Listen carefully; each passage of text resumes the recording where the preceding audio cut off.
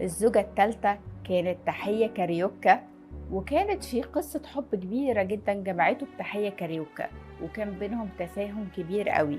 وفي مرة سافروا للقدس، وبالتحديد نزلوا في فندق الملك داوود، واللي كانت مقيمة فيه المطربة أسمهان في فترة من حياتها في انتظار الإذن لها بالعودة إلى مصر. وكان أحمد سالم وتحية كاريوكا أصدقاء لأسمهان. تاني يوم وصول أحمد سالم وتحية كاريوكا للقدس، اضطرت تحية كاريوكا إنها تسافر للبنان وسوريا لإحياء بعض حفلات الرقص اللي كانت متعاقدة عليها، وسابت أحمد سالم في الأوتيل يستناها. ولكنها لما رجعت لقت مفاجأة صادمة وغير متوقعة مستنياها. لقت أحمد سالم اتجوز أسمهان بعقد جواز شرعي، وحصلت وقتها خلافات كبيرة قوي بين تحية كاريوكا وبين أسمهان.